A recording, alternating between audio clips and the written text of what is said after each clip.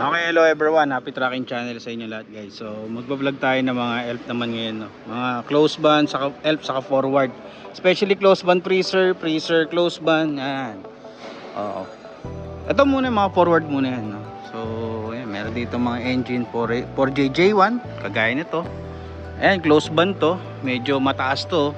Mga nasa around 7 feet or more than 8 feet siguro. Taas, oh. Ganda. Ito 4JJ1 din, no? Ito forward na freezer, 4HK1. Yan, puro mga 6 stud nga pala yan, guys, no? 6 stud din, 6HK1 wing band, pero CRDI, mga CRDI to, guys, no? 6HL1. Itong 6HL1 na to, ang haba nito. 6 stud, nasa 22 feet, pero CRDI din to. 6HL1. Ito din 6HK1 naman na 2 wiper. Maganda to, 2 wiper. Ayan. Meron din dito 6HK1 din, 22 feet. 6HK1 2 wiper, no? 22 feet. Then 6HK1 naman na 3 wiper. Meron din ditong close band, no? So mga presyo nito mga guys, no? Siguro mga presyo ng mga forward wing band, maaari mo mabot ka na dyan mga 1.3, 1.4, no? Mga 6HL1, 1.2, 1.3. Meron din 1.5 kasi, guys, nagbebenta eh.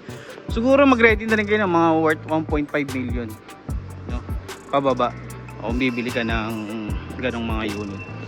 So ano pa tayo dito? Ito maganda-ganda to, oh. Guys, nga pala puro ano pala to, CRDI nga pala. Banggitin ko sa inyo ulit, puro CRDI po ito. 6HK1 yan. Ikot pa tayo. Din dito, guys, so freezer, yan. Alala ko, boss, yung hinahanap mong unit, no? Ito, meron dito 4JJ1. So guys, ang mga pinagkatalo nga lang, no, sa mga specs ng unit.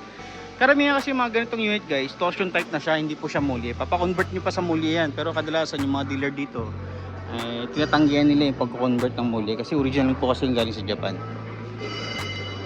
Ito, mukhang pasado to sa inyo, sir.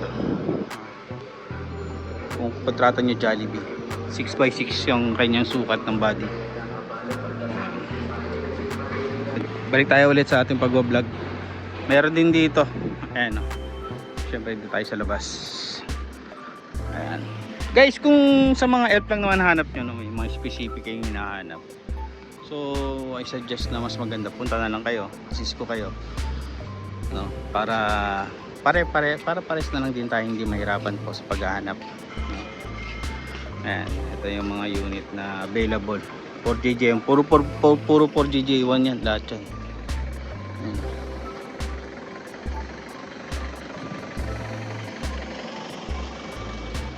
Mga 6x6.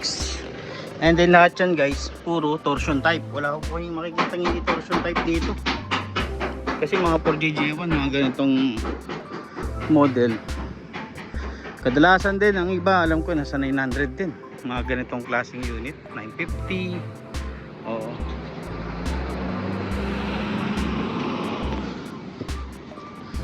Tapos pakita ko na rin sa inyo yung iba dito. Yun, 6UZ1 nga pala yung bubble top na yan. Ito 12 wheeler. Sana nakatulong tong video na to, guys, kung naghahanap ka ng mga Japan surplus na truck. Dahil tayo upload lang tayo ng mga unit, no. So shoutout nga pala sa mga subscribers natin dyan. Sa mga napadaan lang, boss, subscribe ka na sa ating channel. Bagong dating, 6UZ1.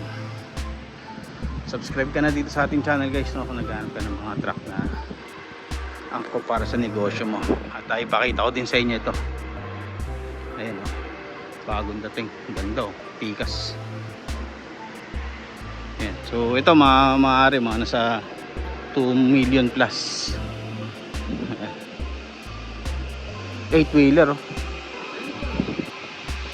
wheeler truck. Yun, 8 wheeler, guys, may naghahanap nito, mga 8 wheeler. Napakadalang ng 8 wheeler na ganito.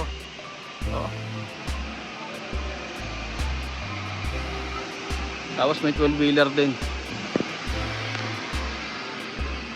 Boss! Ito maganda, pogi, ayan, ganda, grabe naman. CRDI nga ito. Hindi pa natin alam kung ano ang makina.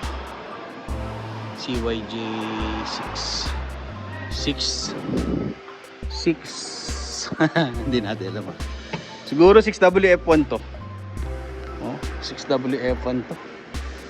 Bagong dating, napakaganda. Pogi oh, grabe naman. So yun lang guys, happy tracking channel everyone. Thank you, bye bye guys.